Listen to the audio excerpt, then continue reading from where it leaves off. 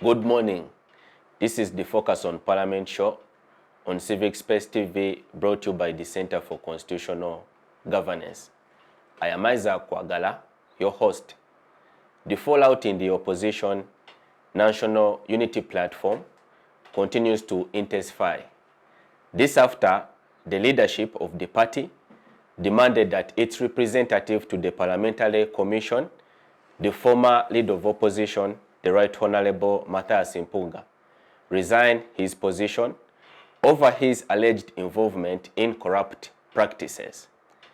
What we now understand popularly as the Mpuuga Saga has continued to captivate the imagination of a whole country. On this program, we discuss what is underneath this saga and what it really means in terms of a way forward. Viewers, you're most welcome to the program. I now have the pleasure and the honor to introduce my panelists to you. Starting from my immediate left is Honourable Paul Mwiru. Thank you. Good morning, viewers. I'm delighted to be on this show. Thank you. Thank you, Honourable, for joining us. Next to Honourable is the only lady on the program, the ever-resplendent Winfred Mugambwa. Winfred is a leader in the civil society space. Winfred, you're most welcome. Thank you so much. I'm happy to be here. It's a Women's Month, and happy Women's Month. I want to thank Center for Constitutional Governance for always hosting us, and I'm happy to share this space with these gentlemen, and always with you. Thank you so much. Thank you, Winfred, for joining us.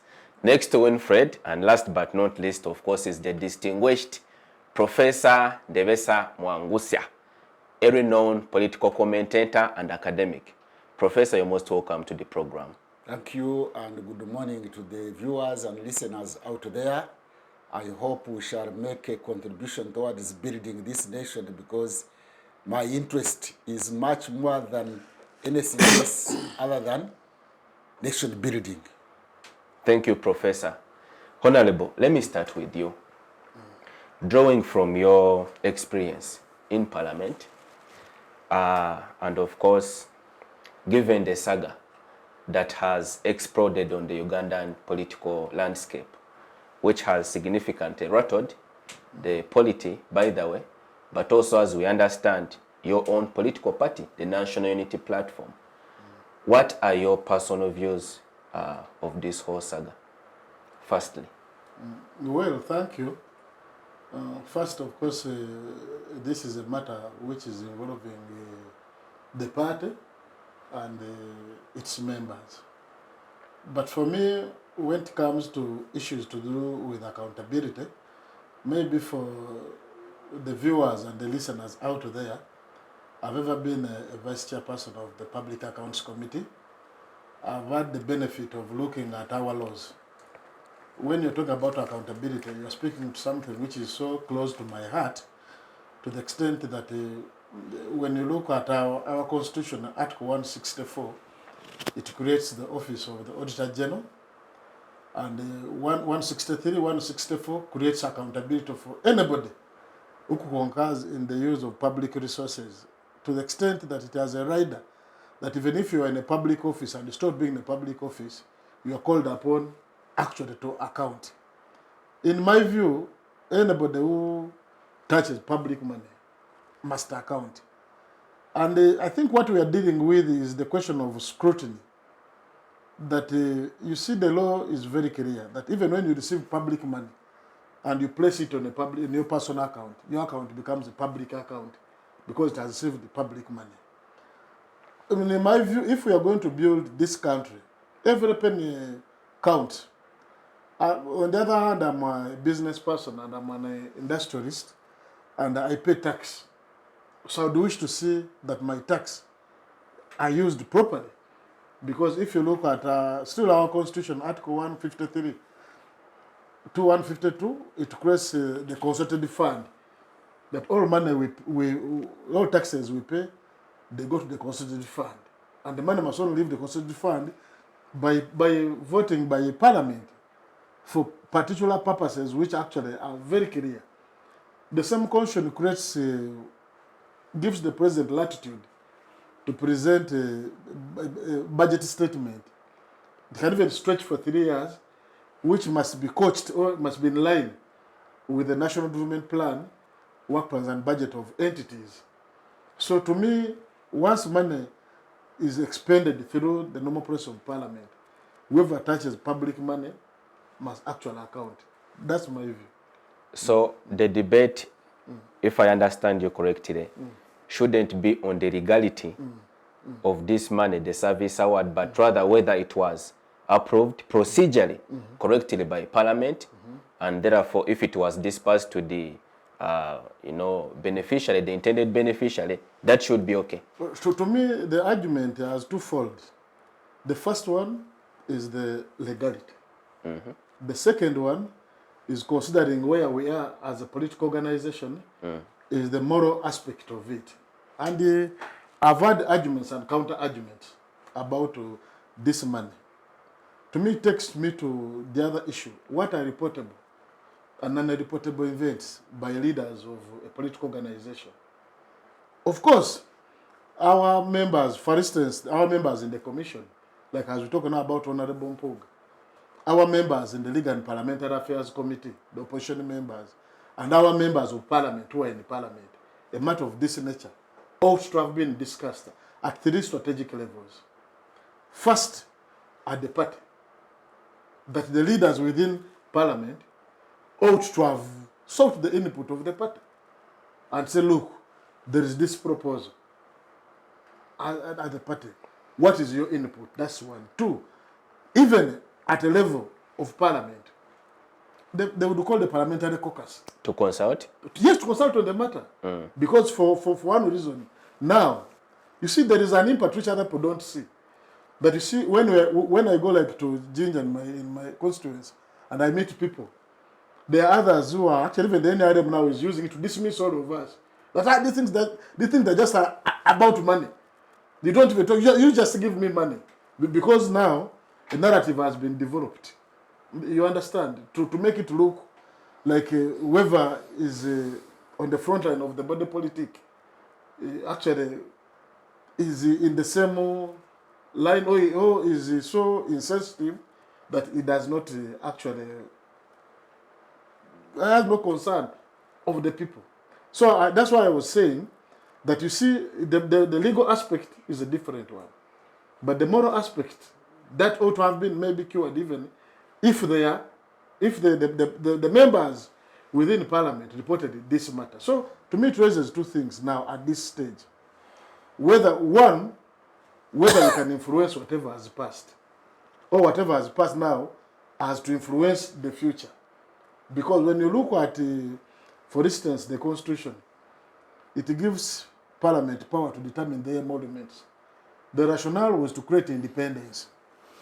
Given now what is taking place, the question would be, do we need to review that article? You understand? That's one. Two, what are reportable and non-reportable events in the Parliament?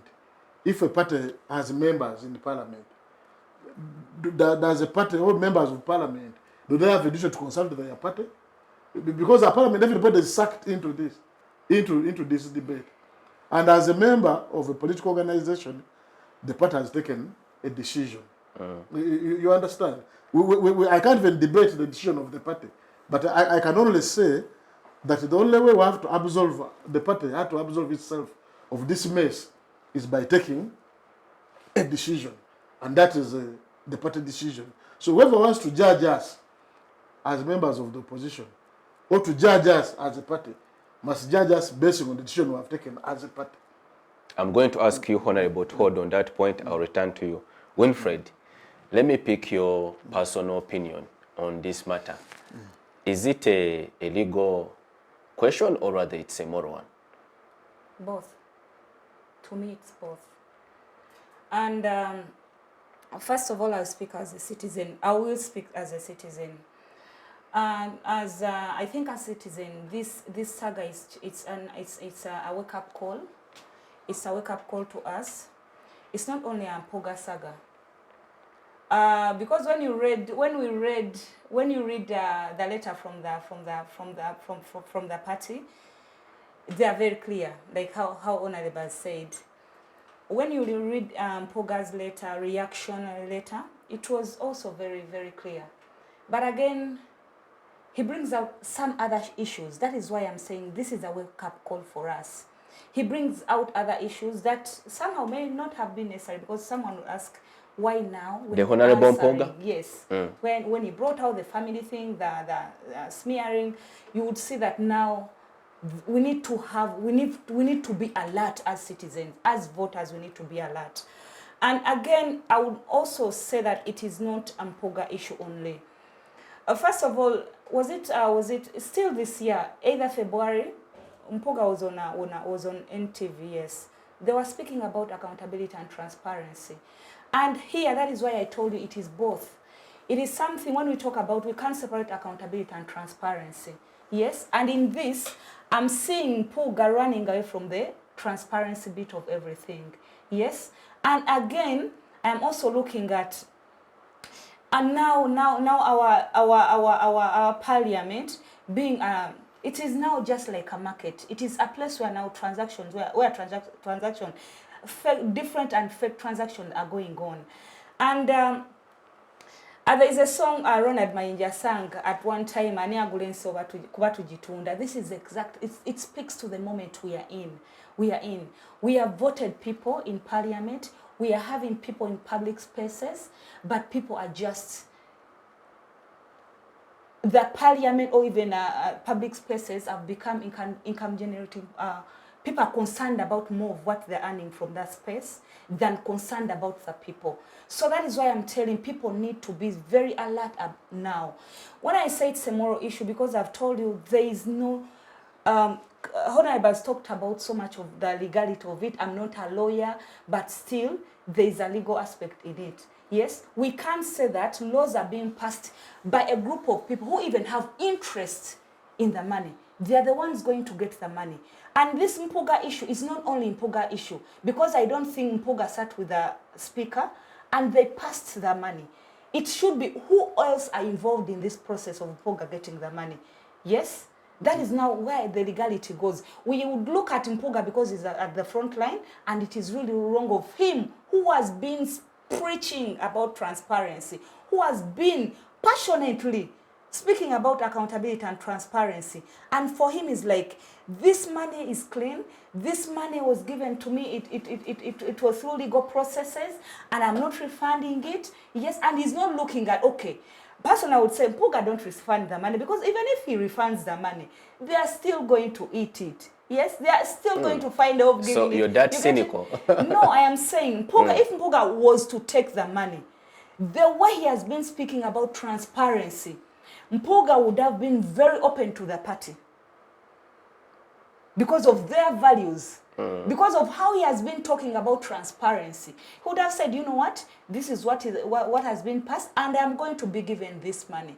And even if the party would have told him don't take the money, he would have now made his decision as he wanted. But he needed to be very transparent. And he's just running away from the truth, that yes, the truth is, whether he did receive the money, whether he, like he's saying he has not yet received the money, the truth is, he agreed to receive the money. And he wasn't transparent to his party. And he's a deputy. So I think there is need to do a thorough audit. A thorough audit on the what? On the parliament. And again, going forward as citizens, which kind of people are we voting in parliament? Are we having the rightful people? Are we having the wrong people? It's a hard question to answer or to even tell ourselves, because everything in Uganda has become commercial. Even us voters want the money. But if we are to liberate our country, if we are going to talk about human rights issues and we want to be there, we want human rights issues to be, everything to be perfect, we need also as voters to stop commercializing the voting, because we are having in parliament, one of our problems, let's sit in parliament, let's just do a check on parliament. You see the opposition people, when they stand up there, we are removing the dictator. Yes? And we are singing that song. And as the desperate citizens are busy cheering the opposition because they are removing the dictators, forgetting that they are also dictators. Is dictatorship only on the position of the president? No. We are having MPs who have been in that parliament for more than two what? 2 terms? 2 terms. Some at 3, and I believe there are some at 4. Are you saying we need a cap? No, I am just saying we are removing the dictator. Because one of the things they are fronting is, one, we are removing the dictator. They are talking about other issues. By the time you be in that position of they're electing you in parliament and you're leading that constituency, because the country is made up of constituencies, it's made up of districts. And the member of parliament don't want to leave this small constituency. But they are the same people who are telling us we are removing the dictator. I am not saying that it is wrong they are saying, but I'm saying, what example are they also showing? Remember, these people, they are also getting exposed. This house is more full of people from the ruling party. The ruling party, we have seen there is a lot of corruption. And even when we talk about it, nothing is being done. The president, this is my analysis. For the president, his interest is to be in power, to stay in power, or even to have those he wants in power. So he's doing whatever it takes him to stay in power. And the way he's playing his game is through transactions, through money. Because he knows when I dump money, when I give people money or people positions, I will bring them to my side. And he's using that. And that is the trap they put Mpuuga in. Yes? And again, how long has Mpuuga been in parliament? It must be more than 2 terms. This is the third. This is the third one. He's not, people should know, we humans, there are few people who will differ. I would say even on 100 it might be 1. When you're so much exposed on, when you're around so much of the stagnant, of the rotting system, yes, and you're not ready to move or even mentor another person to move away, it is easy to detect your weakness. The people who sat and how they tricked Mpuuga into getting this money, they must have known where to touch. And one of the problems of Uganda is the people who are staying in power, starting from president, starting for the member of parliament who don't want to move. Because one thing I would ask, why is a person a member of parliament so concerned only about, okay, you people, we need to because the language they tell us, we want to do what? We are working on the system, we want to liberate you people, people are doing, they are telling us about the bad things. Yes? Why don't you, if you've been there 2 terms, 3 terms, we have seen it. We have seen when Byamnyima get out of the parliament, not only her, we have seen when Chiza, we have different examples. But right now we are having very many, no, I'm not going to say most of, but we are having very many people on the front line of the opposition who have been there more than 2 terms. And they are also a problem to the country. They are also a problem because they are eating. This saga of Mpuuga, if it is extended, the way I saw Mpuuga's reaction, the letter, if you read it very well, it can bring out very many things. It can bring out very many things. You saw how when Kiza came and reacted, how another person came and reacted. Very many things which some would be wrong, some would be right, would come out in this saga. Winfred, let me hear from Professor. I'll return to you. Professor, you are a senior citizen and an observer of our political landscape. As a political scientist, but also as a citizen, what do you make of this? Is this a representation of the NRM's legacy? Because I think there is concurrence between Honourable and Winfred that our politics has been commercialized largely. And Mpuuga, in a way, is a victim of that political order. Or is this rather just a strategy that was, employed to destroy Mpuuga? Since some people allege that there is a strong internal struggle in the party and there is need to annihilate him so that one person is in total control of the party. What's your personal judgment of this saga? Thank you. I don't know even why the whole debate we have had today has got limited to Mpuuga. I thought it would be widened to look at the whole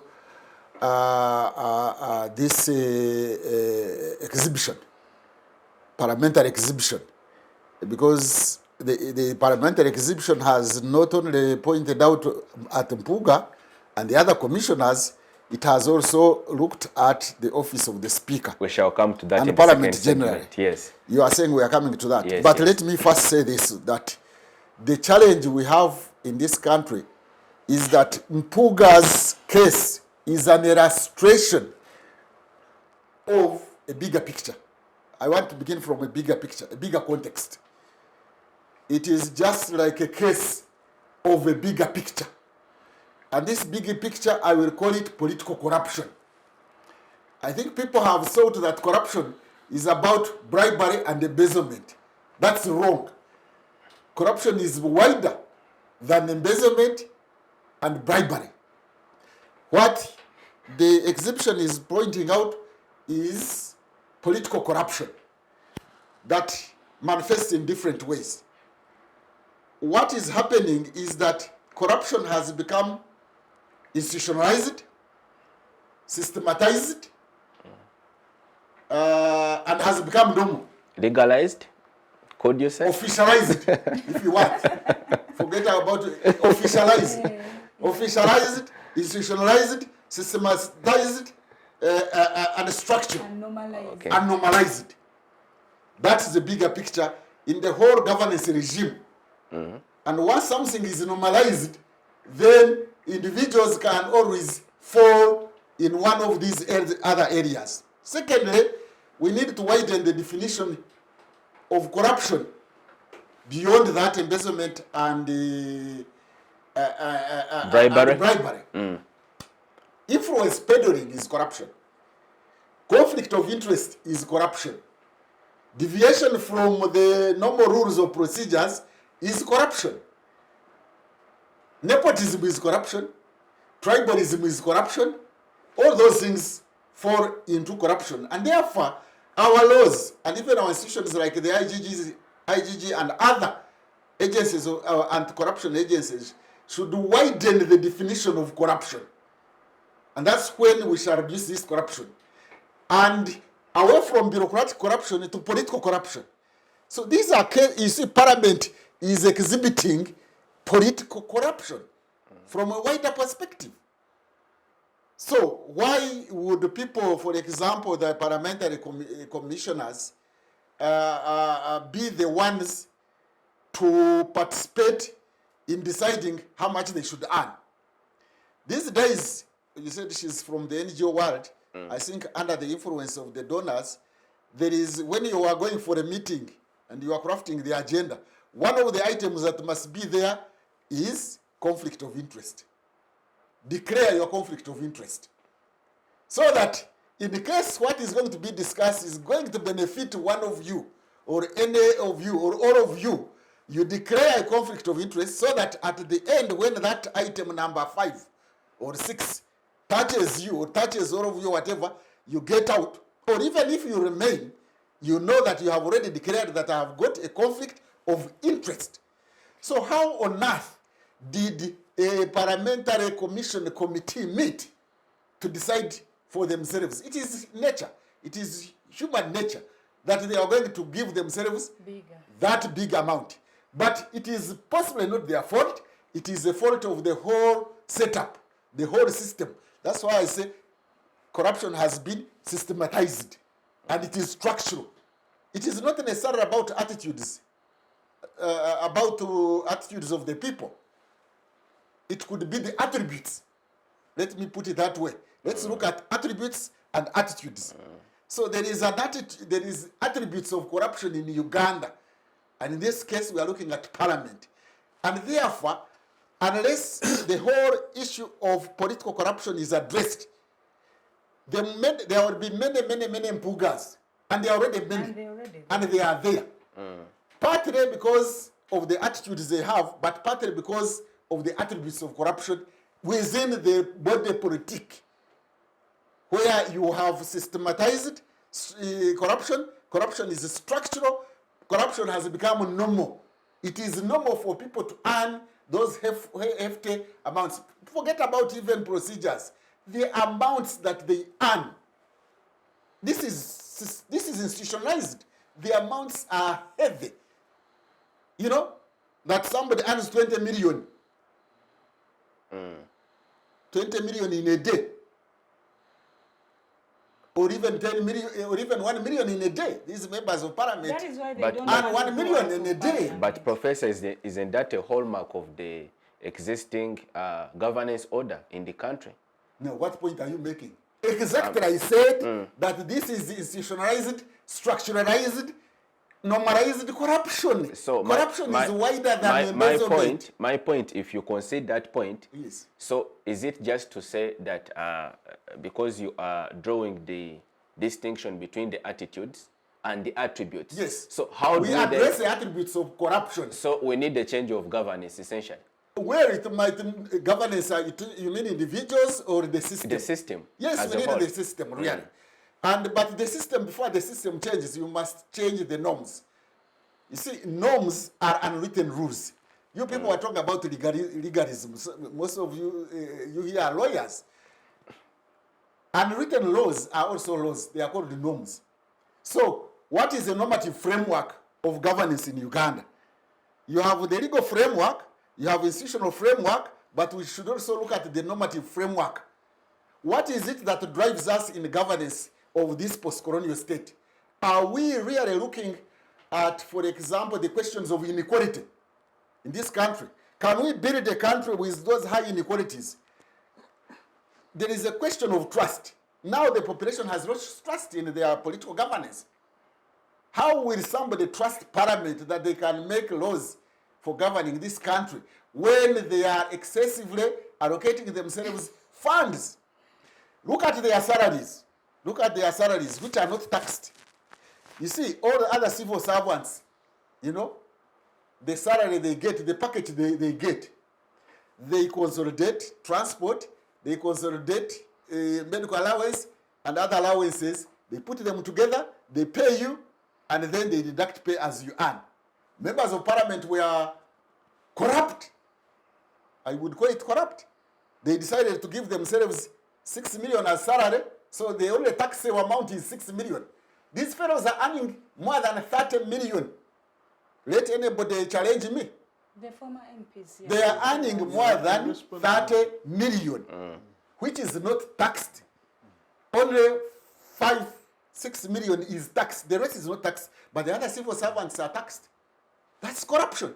So when you begin corruption at the level of elections, during elections they bribe you, or you bribe people, you begin bribery there, and then you continue and reach at this level. By the way, corruption also, if we go further to look at it, is not, I think World Bank got it wrong. World Bank defines corruption as abuse of public office for private gain. Wrong, or half-truth. At times, corruption is abuse of public office for group benefits. You steal some money and you take it to your tribe. That's why when we touch them, the tribes, you have had in Massacre, they are up in arms. Very soon you are going to hear the Iteso saying, don't touch our woman. The other day when this lady from Mbare was touched, even the bishops, I saw bishops going to the Zira, and you know, so when you steal, at times you steal that money and you share it for your party, you build your party. So it is abuse of public office for Private and public gain. For private and public illicit gain. Illicit gain, but for the public also. When you steal that money or you use that money to promote your party, for And example, sometimes your for political the party, public. sometimes it is taken as something good. And that embeds corruption into being systemic. So, finally, coming to the question of Mpuuga and his party, I think there is a way in which I would blame him, but on the other way, I exonerate him.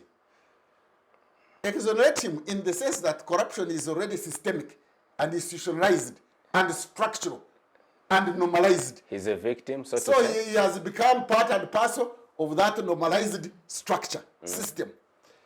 On the other hand, if he, as NUP, have come to promise us a different way of politics, doing politics differently, away from institutionalized corruption, away from systematized corruption, away from political corruption, then he should have stood his ground and said, committee members, that committee which allocated itself, I think what we are doing is not okay, it has been normalized, but it's not right. Ideally, this is not right. To allocate ourselves funds and say this is person to order, I think that is not correct. Let us do it differently. And there he would have been a hero. He should even have gone out to his party and said, these people wanted to create a system of corruption and I rejected it. So in that case, what is the norms? What are the norms of Mpuuga? What are the values of Mpuuga? Where is he anchored in terms of political direction of Uganda? Is he giving us a different political direction, or we are remaining the same? So how will he stand on the platform and say, we are standing on the platform for change? Change from what? Change of individuals because we want to look at their faces? We are not interested in their faces. We are not interested in individuals. We are interested in the direction of change in terms of values, systems, and norms. So that's where I think he's wrong. But on the other hand, he is part and parcel of the institutionalized, structural, systemic, systematized corruption. And therefore, when you touch him, you can touch everybody. There in Parliament. If I were him now, and I wanted to defend myself for the sake of, I would touch everybody. You can expose everybody, every system there as corrupt. Indeed, the exhibition is exposing, of course, some they will not reach, to the point of view of civil servants, whom I have seen also, they are gaining. I mean, the civil servants working there, they are gaining. The sweepers are gaining. The bodyguards are gaining. The speaker is gaining. The deputy is gaining. So the whole issue, first of all, getting parliament. It's a transaction place. Before that, look at this corruption. Me, I have widened corruption. That we have got almost 600 members of parliament is corruption itself. That's where it begins. Political corruption. That is political corruption. So everybody is going there. Language, our traditional language is put it better, you know. So I'm going to use the traditional, my local language. For those who understand it, it's okay. But others can also try to see, because I'm going to translate it in English. Two of them. One is Kabetemere. Kabetemere would be a banana plantation that has no owner, or the owner has shifted and left it there, and everybody can go there and start harvesting. So the parliament is now a place of Kabetemere. That is one. Maybe. Yes. The other one, the other one I wanted to use to express this one is we have another language to say efiretio ebagwetio. Efiretio ebagwetio means if a cow dies in an normal way, because it can, for example, slide over a cliff in the mountain, you know, that cow, you don't slaughter it the way you slaughter others. You just can begin from the tail, because it died an abnormal way. So now it seems as if budget is a filetio. Anybody can do anything and begin from nowhere. Because the problem lies in the unwritten rules, the norms of the political regime. Political regime here, I don't mean by the NRM. I'm talking about the existing political regime in Uganda, NRM, and even the opposition. The political class generally has been tuned into a certain normalized system of eating. Let's put it bluntly. Everybody wants to eat. So it is now patronage. It is now a system. It is now an institution. It is now political corruption. Unless we address political corruption, we shall not handle bureaucratic corruption. Focus on Parliament now takes a short break. When we return, we discuss more of today's topic. See you shortly. Digital rights are those human rights and legal rights that allow individuals to access, use, create and publish digital media or to access and use computers, other electronic devices and telecommunication networks. Digital rights include a right to freedom of expression, information and communication through technology, a right to privacy and data protection, a right to credit for personal works, a right to universal and equal digital access, a right to identity, a right to anonymity, a right to be forgotten, and a right for protection of minors, among others. The state's digital rights are frequently violated through various unfair actions, for example, blockage of websites and social networks, theft of credentials, unauthorized use of people's data for personal gain, privacy intrusion, online censorship, arrests and intimidation of online users, internet blockages, and the proliferation of laws and regulations that undermine the potential of technology to drive social, economic, and political development worldwide. It is hence every citizen's responsibility to respect rights of other digital users and to speak out or report to the responsible parties when one's rights are violated. Welcome back. This is the Focus on Parliament show on Civic Space TV. Today's topic is the saga pertaining to the Honourable Mpuuga Service Award in the Parliamentary Commission. We want to understand what lies underneath this saga and what's the way forward. Honourable, I want you to respond briefly to Professor's comments, but I also have a particular question for you. Okay.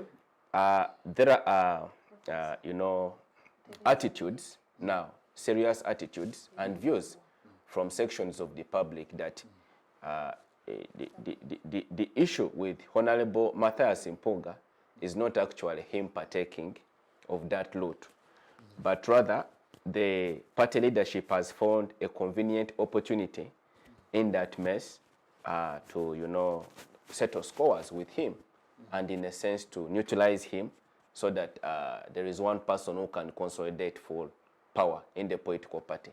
So as you respond, I also need you to address that.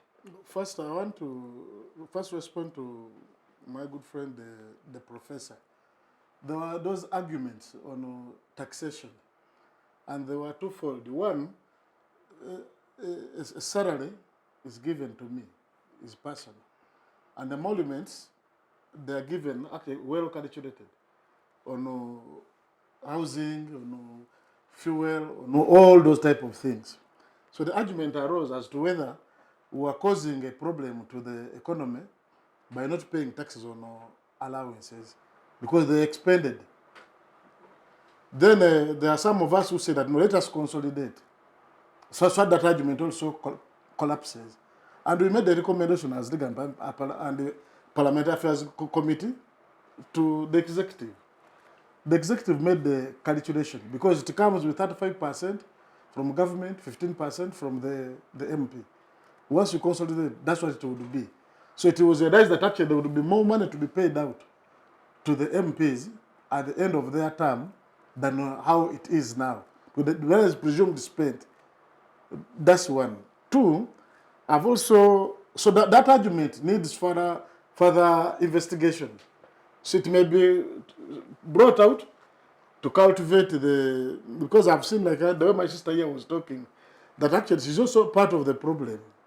That you see, these MPs are voted by the people, but the hate cultivated also against them make us lose a point at one point. Because you see, for me, I put every MP under scrutiny on actions. I cannot balkanize them and I say, these MPs are doing like this, these MPs are doing the other. You understand? To me, it doesn't make any sense to me. No, I don't understand. Can I briefly comment? No, it was once the problem is systemic, it includes all. Yes. No, I was talking about because I also know MPs in that house who have remained steadfast. You understand? If you go on record, who have remained on record, many, on a number of things. So we need to find a solution. Just like the way my sister was saying, like the issue of my sister was saying, you see, even as political parties. I haven't known my problem. You're saying you found a problem of me. No, the way I was saying the cultivation of them staying long in parliament. No, you see, there has been you find it in like a hate campaign against the leaders not only here, all through the entire country. And do you know what that one brings? That you see MPs live a lonely soul. Like I was telling you here that, yes, like I took a swipe like on Honourable Mpuuga and said, as Professor said, that at his stature, at his level, and what is at stake, should have known better. Should have known what is engaging in. You understand?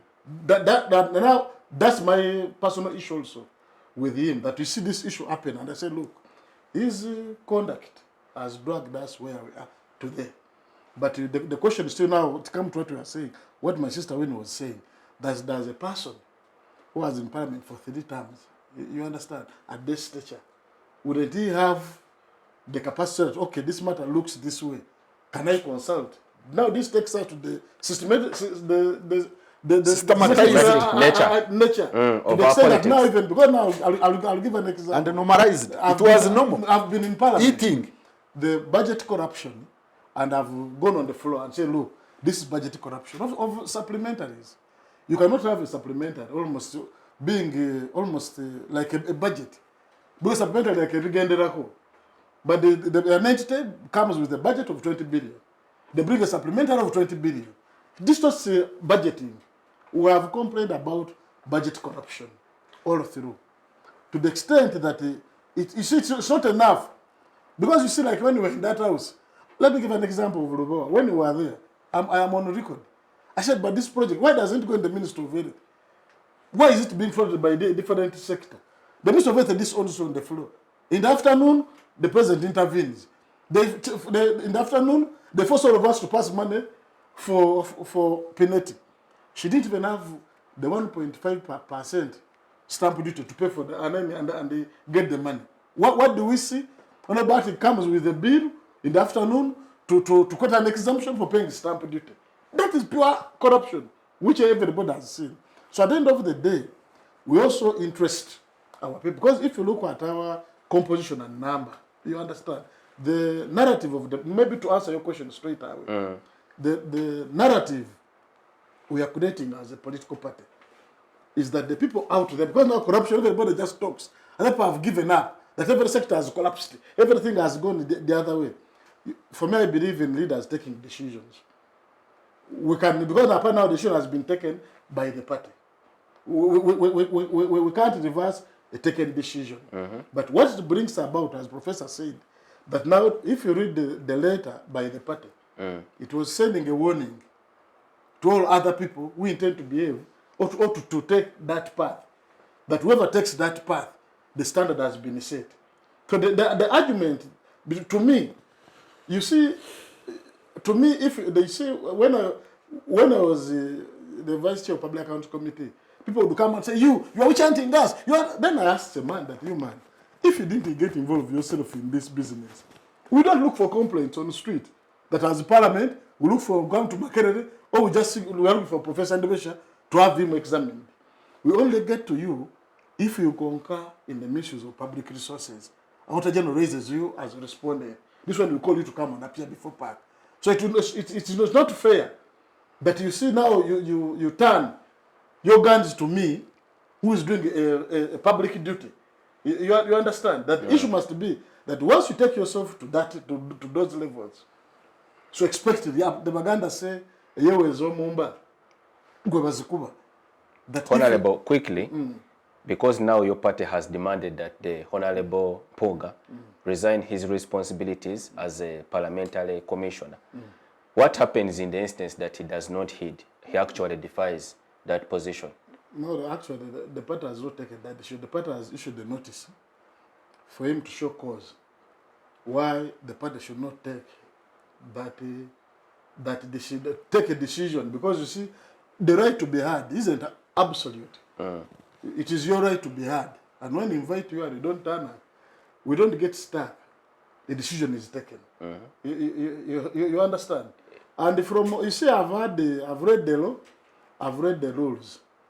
And the interpretation in the public is like Parliament is like a safe haven. That once a committee appoints you and you go, people have been reading on the what is in the rules as at that point. For me, I think as the party, contends with the situation as it unfolds. I know a lot of also engagements also trying to take place because a lot is at stake for the country. You understand? But I don't want to be speculative of what might actually happen because I've heard my brother making arguments, because you see the starting point was I was not in that committee. Other people were saying, no, when he came in the committee, he said this. Himself, he says, no, I didn't exactly say exactly that. So it is his word against the word of those who were there.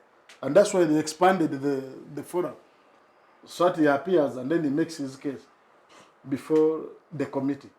But in my view, if a party took a decision, I don't think it's even prudent that the party which appoints has no power to disappoint a person. Otherwise, it will be anarchy.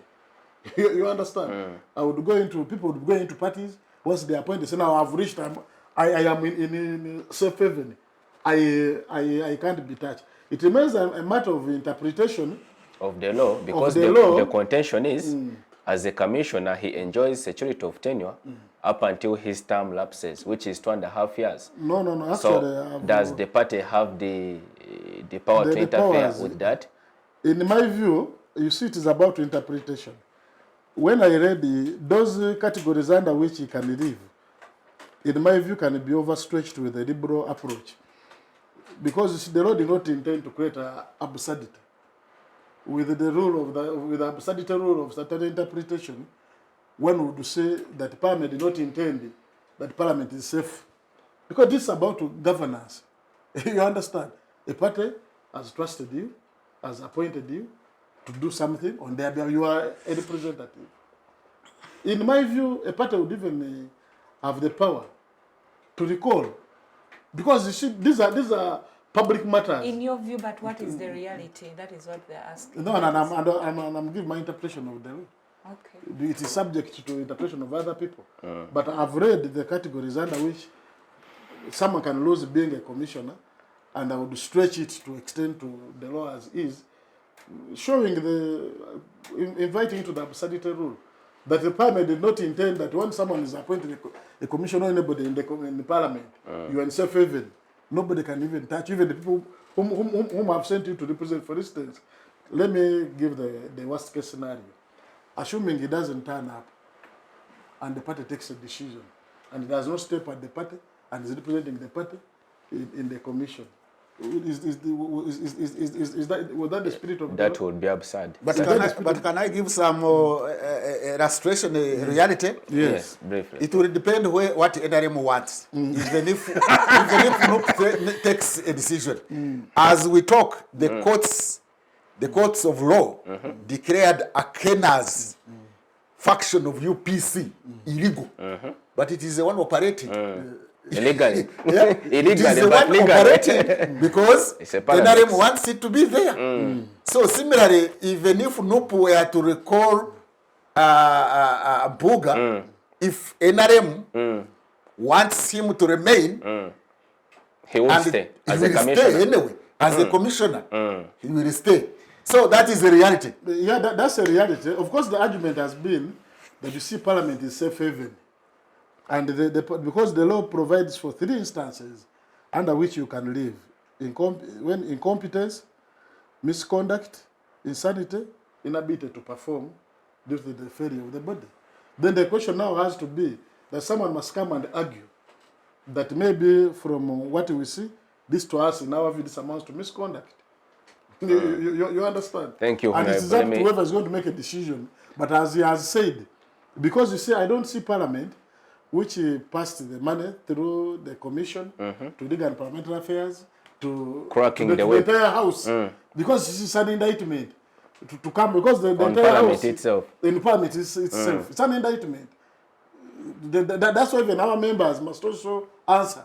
Those who sit in the legal, those who are in the entire house, how did this pass? And how many other things pass as a result of sleeping on the job? But I inquire from Honourable about the budget process. I thought there was kind of a regulation that the budget process should be participatory. Where participatory, even the budget proposals should even be exposed to the general public. to the NGOs, for example. Yes. Was such a budget process or the budget of parliament exposed to the general public for scrutiny, or for them they are exempted because of systematic corruption? Actually, it is, and I want to say it was.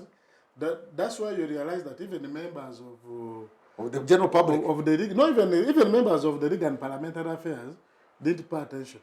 Even the members of the general public, I think maybe that takes us to a stage They missed of it. saying, can we run the budget, maybe as an amendment for budget transparency in the media, so that people say, if you budget in your work plan, this is what you intend to do. Can the public know, and they come to express their input? Because people came and contributed to that financial year's budget. Entities came, NGOs came and contributed. But because they didn't have the detail, the fine detail. What if it was of the hidden? budget, but it was in the document.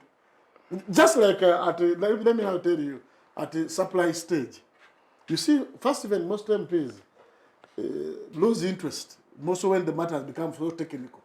And you go to the budget, like a committee of supply, at the committee stage, people would walk out because they believe now maybe much work has gone. That's why it is a number of few MPs, by the way, who remain in, the lawyers, the accountants. So it becomes almost like their budget when the majority are not even there. You understand? Though they don't require their supply, the members must be there. Because the question still remains, because I've seen one MP argue, and to me it's stopped. Because one, she's a member of Legal and Parliamentary Affairs Committee, she's a member of Parliament. And this matter was put to a vote, where was she? For you to come up and now start arguing against what you passed yourself. That's what I'm saying. That when you go and say that by Parliament passing this, going through the other, it is incompetence. They will dismiss you because it's them to determine the incompetence. But at the other stage now, outside the Parliament, at the moral aspect, that's why we are putting you on a weighing scale. You see, in the law, if you are an expert in the field and you give an opinion, we hold you as such. That Professor Ndebesa is a political scientist, and therefore, any opinion he gives, as far as political science is concerned, we hold you as such. If Paul is not a political scientist and he gives an opinion on something, they would say maybe there was a deficiency in knowledge. So for me, whatever is happening in the country, highly effective people focus on what they can influence, not what is of concern. Apparently, we cannot focus on what has happened, but we can draw lessons and say, look, we have learned this. Parliament, do they deserve to have the powers they have in as far as the past is concerned? Yes, no. Because guess we don't. Like they think of 3% where they spend without parliamentary approval.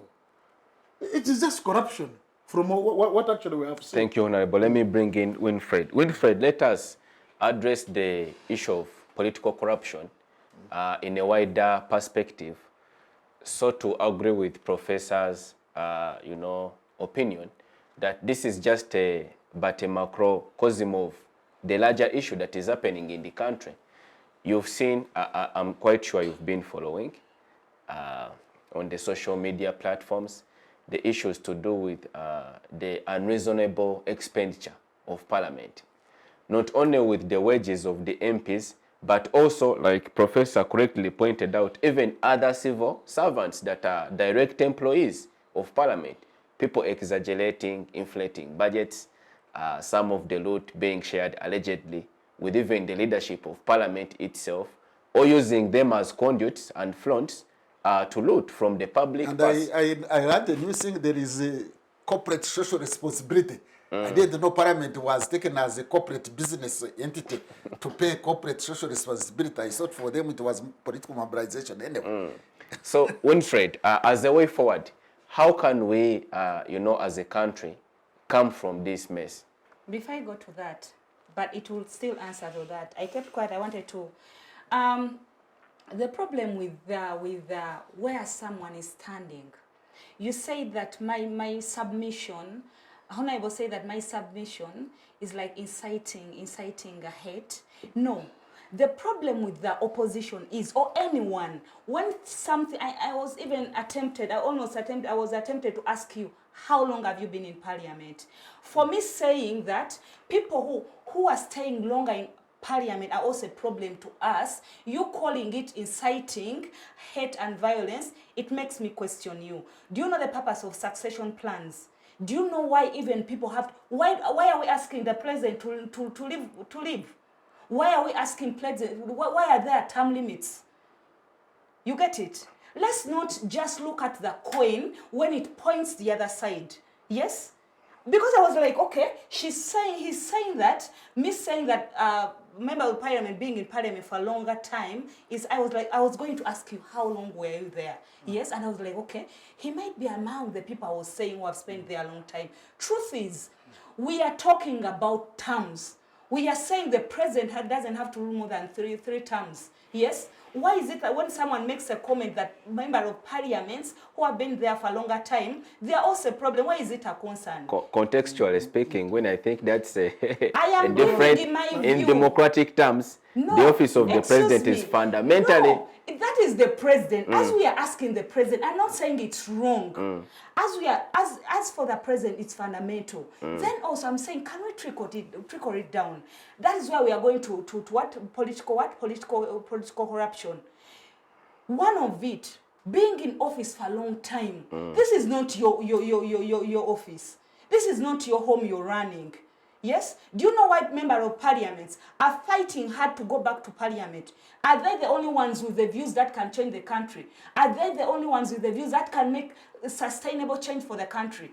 Why do they even ask, because we are talking about political corruption, ask the voters, push them to give us bribes to go to do what? So that we can vote them. Someone who really wants, who is coming with the heart of with just passion, yes? Why would you even have to pay the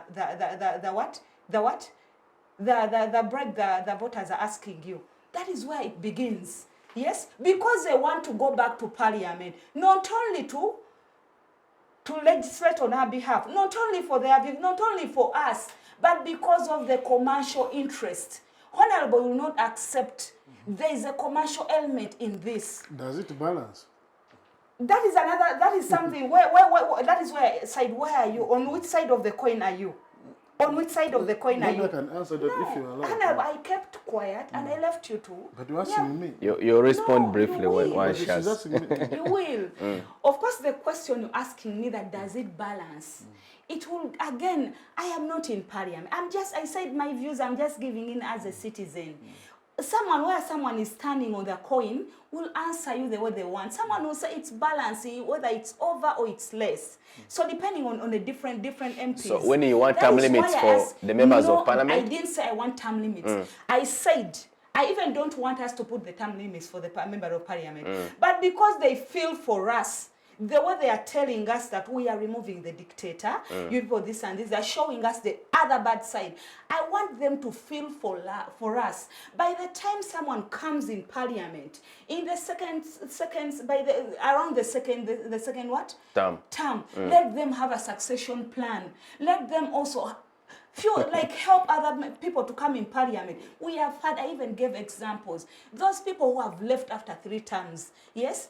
Don't they also want to be in parliament? Let them set an example. I'm not saying that we want to have a term limit there, but the member of parliament feel for us, the citizens. Let also feel for us. Because the more you stay in power, the more you get corrupt. The more you also fall a victim of what Professor talked about. Because these are all systematic. This Professor said it all well.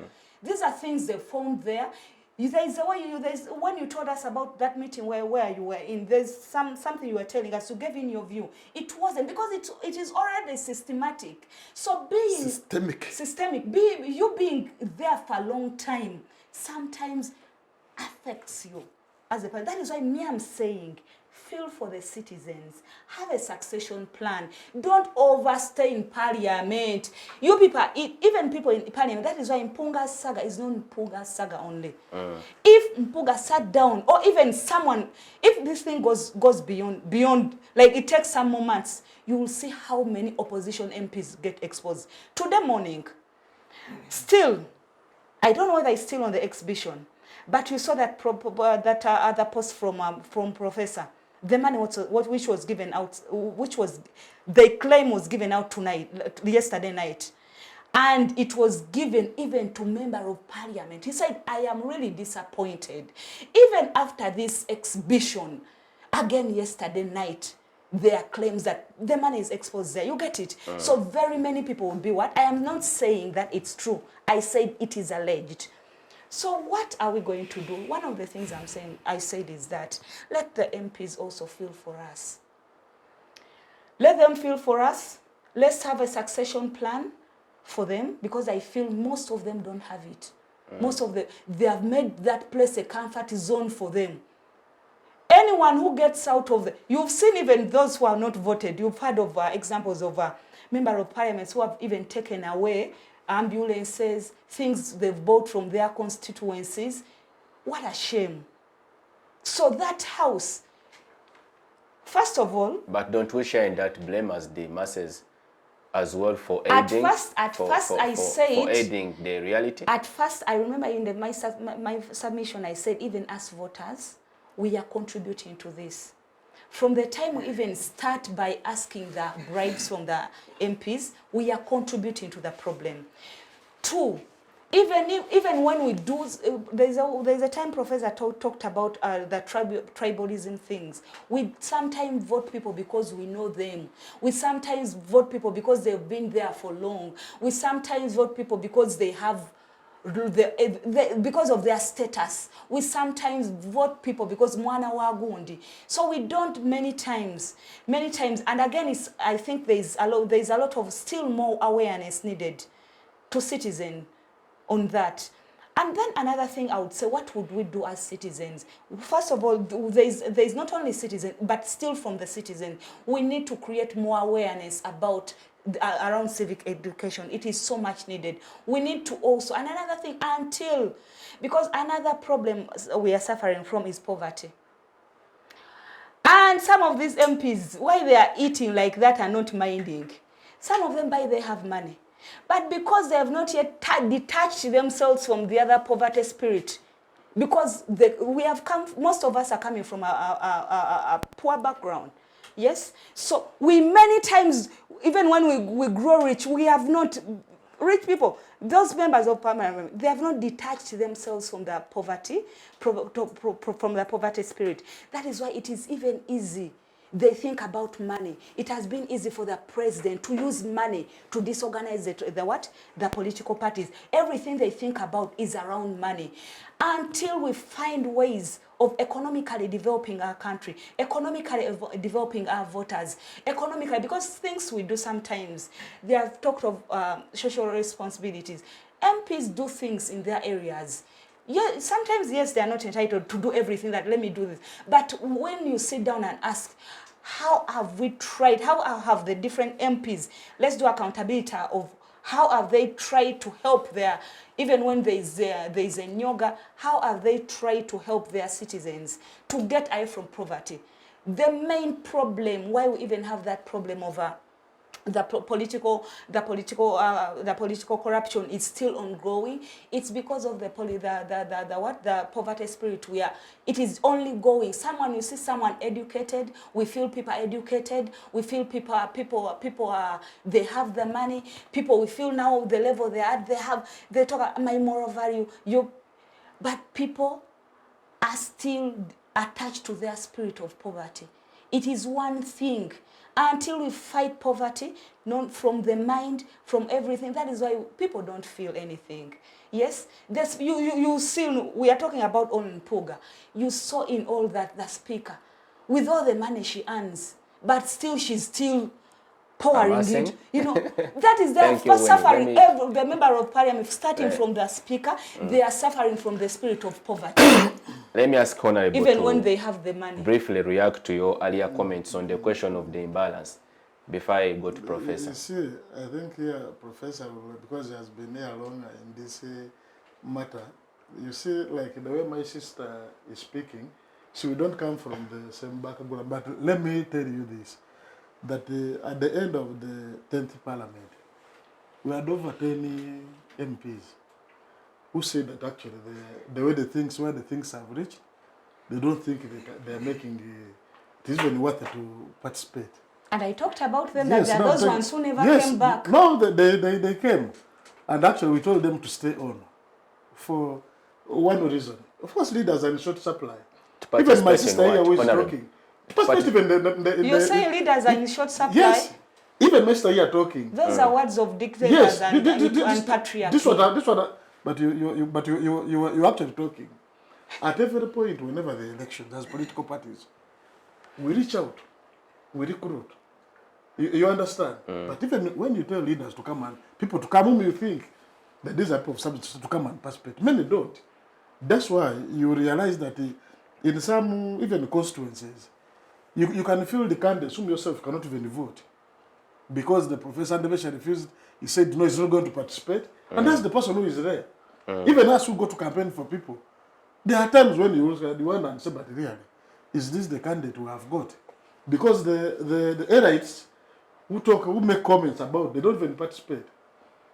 So even this argument people make, you see, now I was telling you a story. So 10 MPs came and said, no, we are not running. So there were some consultations. Then people say that, no, if you don't run, people are going to say you have been compromised, all of you. How come that all of you have been running? You have all left at once.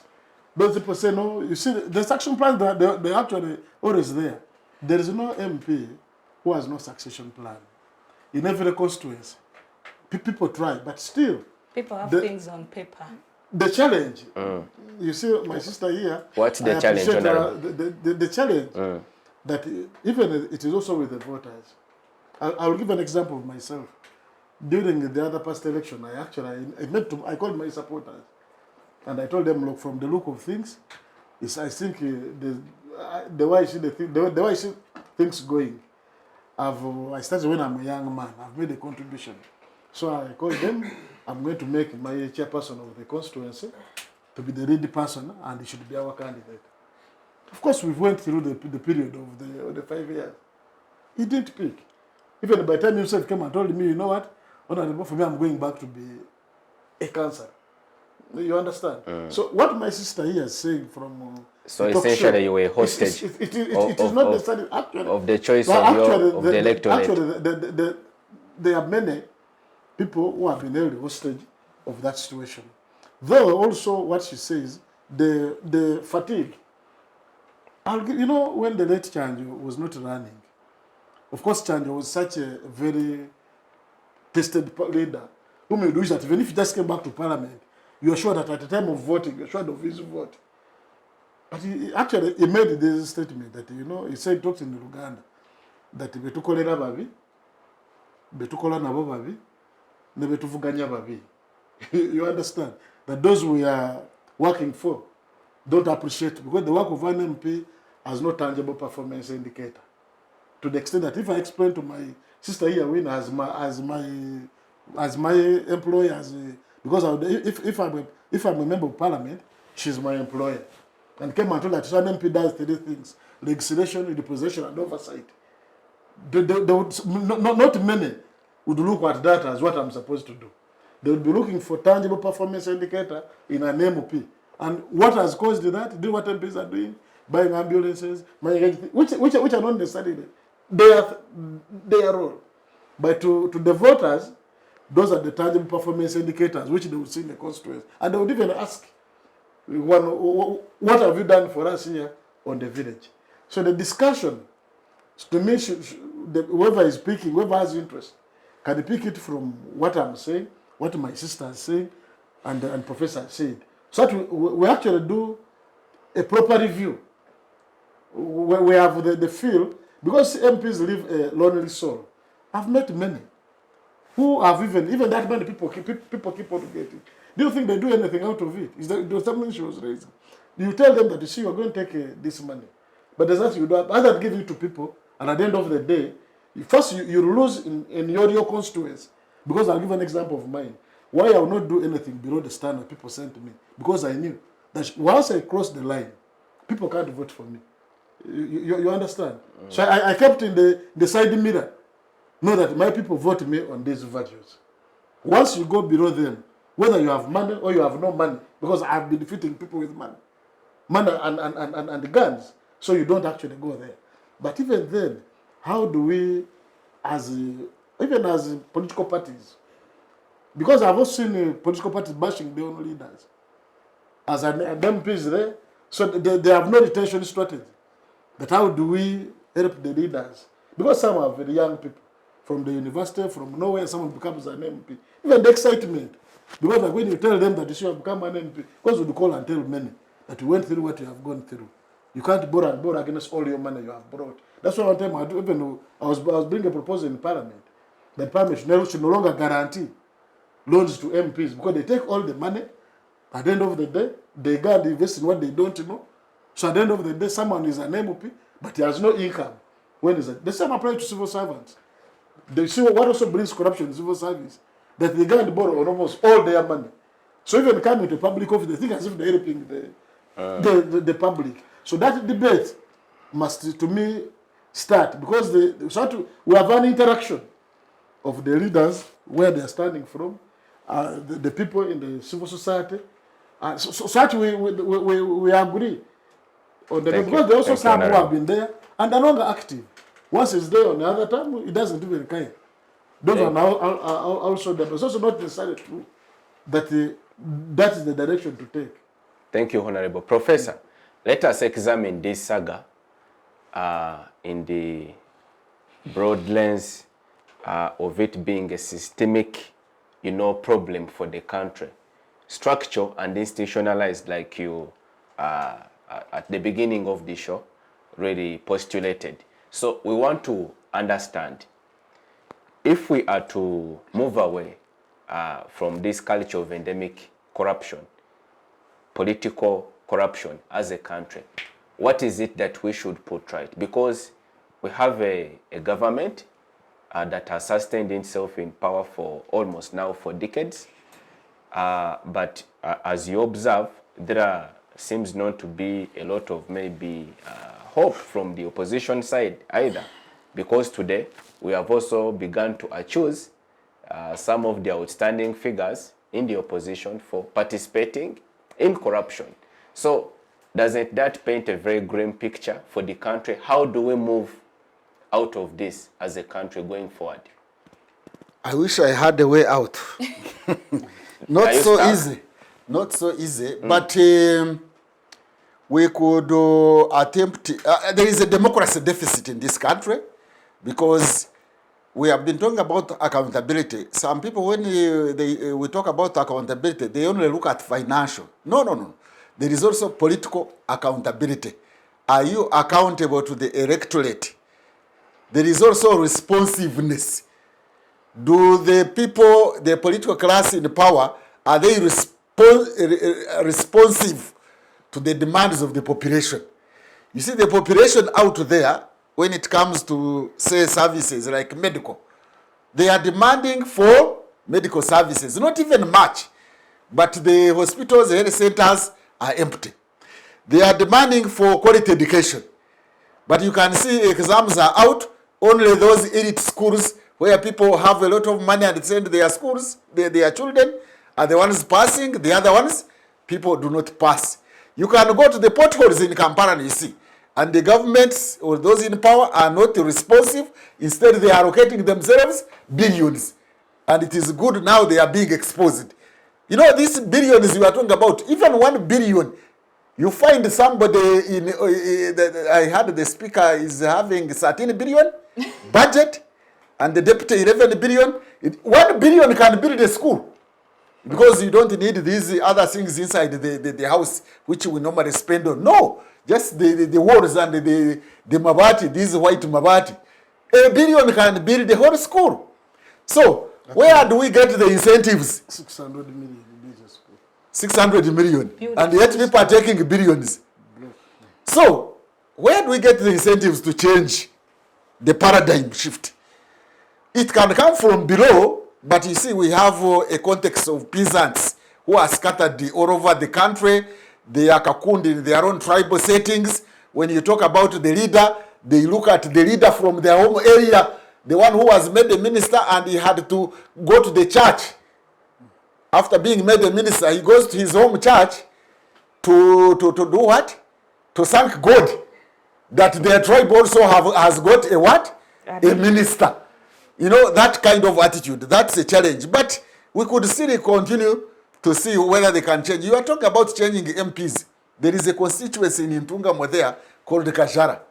Kajara County constituency, since NRM came into power, the voters have made it a point that for you, you go there for only A single 2 terms, 2. Oh, That 2. constituency. Beyond that, they don't It vote is you. impossible. You know how they have incentivized the political class? As I talk, even the incumbent MP has said, I'm not standing. Because he knows He has for exhausted. them, they give you only 10, although officially you can go on. For them, they say, once we have given you 10, please go away. So incentives can come from the population. But incentives also to change this political behavior of political corruption should come from above. I don't know from the president or from parliament if it committed suicide. Let me call it that. Marx used it to say that some individuals can commit class suicide. That you can be from the upper class, but you decided to commit that position of yours and you fight for the ordinary people. Let me tell you how during Nyerere's time, although Tanzania now is also under corruption, how he had controlled corruption and built a nation in Tanzania. First of all, he himself was not involved in amassing wealth. No, he never built a house for himself until he retired and CCM built him a house in Butiama. Himself. He would be in office, and if you are the police commissioner from Southern region, and you came, you drove to his place, and somehow his boys told him how the vehicle you have come with, your private vehicle.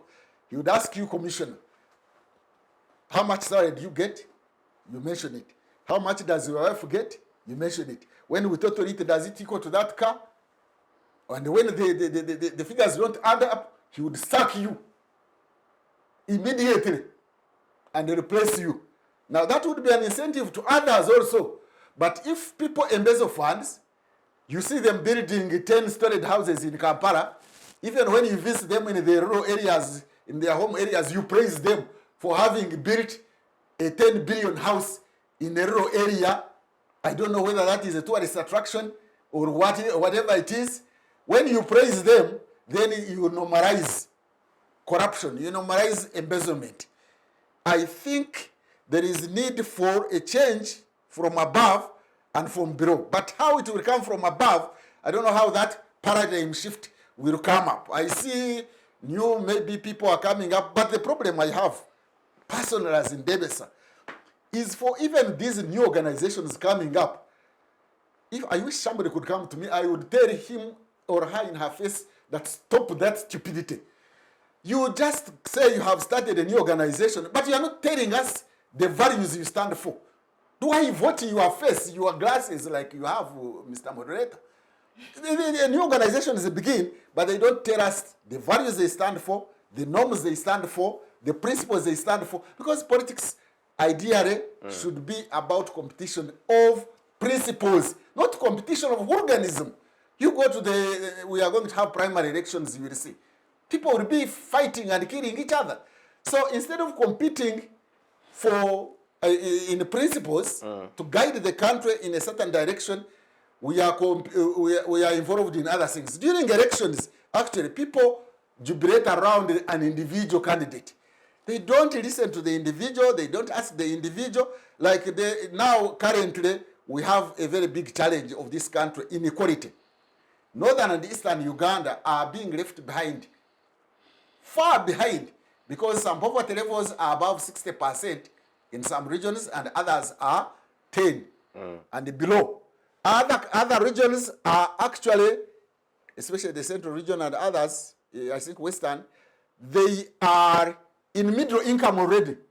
The others have not even faced in the half income, you know? Now, and then we have a budget. Instead, people are budgeting for their offices. The expenditures are for their offices.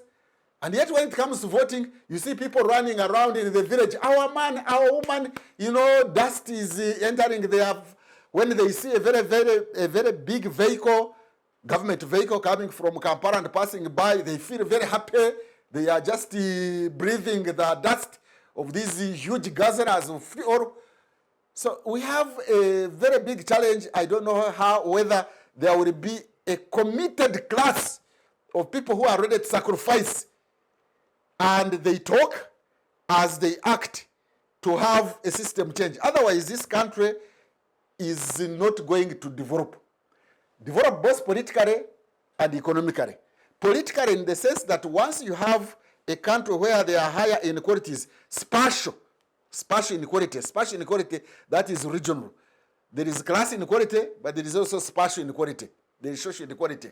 Once you have that spatial inequality of having two countries in one, that country can never develop politically. You will never have national integration. So when we are having a budget, the budget process, first of all, it is guided by what principles?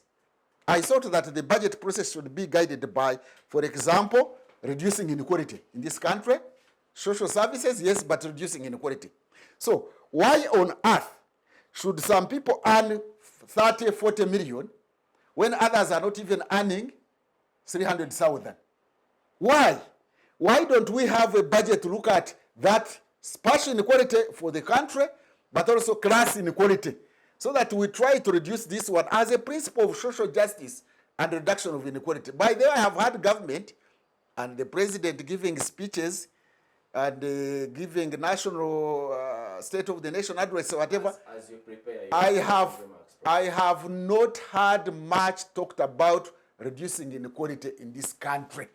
Inequality is partly responsible for failed states. When you don't develop the country equitably in terms of regions and equitably in terms of class, and now we are talking about gender, people may not fight because peasants don't know how they are cheated. They don't know even whether government cheats them or not. That's very unfortunate. But with time, the reaction they will have may be spontaneous and may not even be clear. That's why we have unending wars.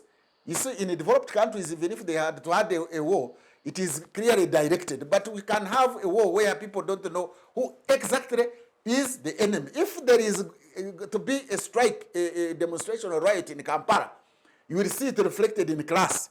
You remember the riots we have had? We have had riots even in the recent past under NRM. There was a Kayunga riot, there was a Kasubi riot, there was a Walk to Work riot, there was a Mavira riot. I think those are the riots we have had. The recent November 2020 riot. And the one of Bobby Wine, Yes. You see somehow the people targeting either tribes or targeting class. They are targeting people with certain vehicles, they are targeting people of certain tribes or something like that. And that is targeting wrong at times, by the way. But unless we have a change, either from above or from below or from both, the trajectory, the trend we are having of political corruption, of the normative paradigm of not minding about the poor, of giving Parliament. Now how can Parliament really distribute the budget equitably in this country when they are first feeding themselves the way they are feeding?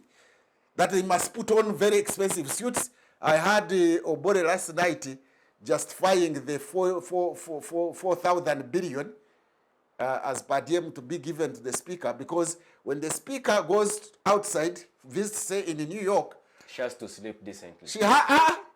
she has to sleep like the Americans or like the British or like the South Africans. You put on the clothes according to how much you have. You don't just have to empty Uganda's coffers because you must appear like the Americans. Why don't you sleep in an ordinary lodge? Why should you sleep where the others? Why should you drive? You members of parliament, but I think maybe you are not there, or you are there. You can see the budget they pass for the vehicles. They have a vehicle of more than a billion. Did I hear? I think it was 1.6 for 2 vehicles. 1.6 for 2 billion, billion. Was it billions? Billions. And you have you seen on pictures of students, of pupils in primary schools attending from open air? You have open air schools and you are budgeting for billions. By the way, that's not one vehicle. You find you have this vehicle, you have another one. You look at our ministers who push us out of the outside the roads in Kampala. You find a minister having 2 escort vehicles. You know, 2 escort vehicles, then they are escorts, then every weekend he goes to the village. By the way, giving the example again of Tanzania and under Nyerere. Under Nyerere's time, under Mongo's, the Musoma resolution and later Arusha declaration, a government vehicle was not supposed to be on the road except the military for security. Over the weekend, you had to get permission to go with a government vehicle. Why are you driving a government vehicle when you are not in office? But here, you see people going home every weekend. You have seen them closing traffic jams in the evening on Sunday. If you are coming from up country, there are jams, and you find in a jam 20 government vehicles. What has a government vehicle to do at home? Since is your home your office? Professor, share your closing remarks on the program. My closing remarks is that corruption in Uganda has become institutionalized, has become structural, has become systemic, and has become normal. And to address it, you don't attack individuals only, you attack the system. And unless we define corruption beyond bribery and embezzlement, we shall not handle corruption, because corruption benefits groups, benefits many, and it has become normal now. So we have to look at a bigger picture to attack corruption, not proselytizing, not preaching, and not going for only individuals. That individual, I think Satan has visited him. No, unless you are saying Satan is a preserve of Uganda, because every system has become corrupted, and therefore we have to tackle systemic corruption if we have to overcome this and start with Parliament. Thank you, Professor, for your observations. Winfred, your closing remarks on the program. Thank you so much. My closing remarks, I'll have 3. First, it will go to the President of Uganda. You're the head. You're seeing everything, and it starts from you. Until you start working on corruption, until you stop, because when you don't work on it, it shows that you're also involved. You need to act as the president to see that this country gets in order. You see, when the president is talking about the East African unity, he talks about how he wants to grow Uganda. Things, on paper, they are really good. Dear President, we are asking you to liberate our country and to think about the best for the country. Then the Member of Parliament, please at least have some shame. Because right now, neither opposition nor the people from NRM, until they start feeling for the citizens who elected them, until Member of Parliament start feeling for the country, otherwise you're really putting us down. For the Speaker, I have no words I can tell her, because for her I can just say that... Is she beyond redemption? I didn't want to use that, but I have no best words for her. She just needs to just resign by herself. I would also ask the Speaker to just resign, because what she's doing and whatever, the way she's handling everything, she has tried, but again, around corruption, she's doing what, and she's the one fueling it. So she needs, if that audit comes out and everything is right, she needs to step down. And again, we have a right to information. People have requested for information. All this that is coming out there, if it's wrong, as a member, as a speaker, what has he come out to say? Can they try the best to see that they give the information to the citizens? For the citizens, let's keep on asking for accountability and holding our Member of Parliament accountable. Let's not give up. We are in 2024. 2026 are here. These peer persons will come back and lie to us. Even if they are opposition members, even if they are NRM members, let them stop telling us just like we are removing the dictator. What have they done? Let's hold everyone accountable. We have to leave no one behind. Thank you, Winfred, for your participation on the program. Honourable, your closing remarks. Thank you. My closing remarks is that actually, to me, I want to commend the members of the public, those who know that actually corruption affects them, but actually demanding for accountability and putting leaders under scrutiny, it should be our responsibility, number one. The leaders don't fear the media, but they fear scrutiny.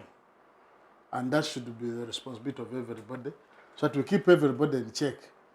Because if we don't take on corruption by the whole, there is nothing actually which is going to take place in this country. I was reading a report by even the NRM themselves saying that the bottleneck to their manifesto, it was affected by over 30%.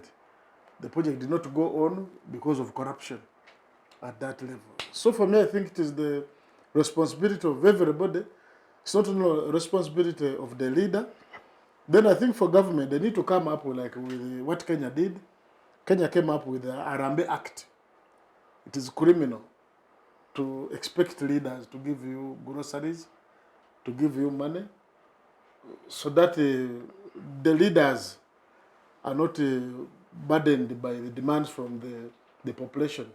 Because an MP does not mind about how money is being squandered when they're paying a bill for his electorate, or paying school fees, or paying medical bill. So at the end of the day, it will become a zero-sum game. So I call upon the public to play their role, and even the media to play their role of being the fourth estate. I thank you. Thank you, Honourable. Mr. Moderator, can I make one last statement? Yes, Professor. Thank you. Good.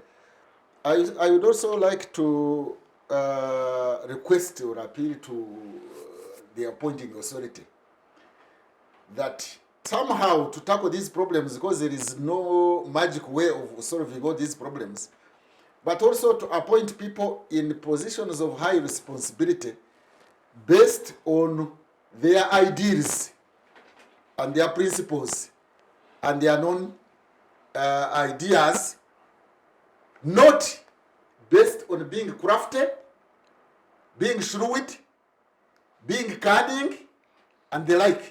Because it seems so far, when somebody is very shrewd, he knows how to manipulate around, he's very cunning, he's crafty, that is the person they look at as ideal and appoint to high positions of responsibility. To me, those ones are good for political campaigns.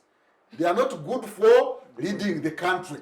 That you go for a crafty person, a shrewd person, a one who knows how to maneuver and manipulate and go this way, and you think those are the skills of the best leader.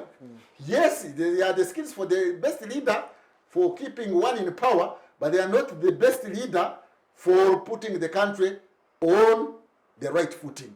Thank you. Thank you, Professor. Let me express my appreciation to you, Professor Winfred and Honourable Mwiru, for your able participation on the program on matters respecting our national governance and general well-being of the citizenry. To our viewers, we thank you for keeping us company from the start of this program up to its conclusion. This is the Focus on Parliament show. Engage us on our various social media platforms. We are on X, we are on Facebook. Subscribe to our YouTube channel. And many thanks to the production unit for keeping us live on air. See you next time.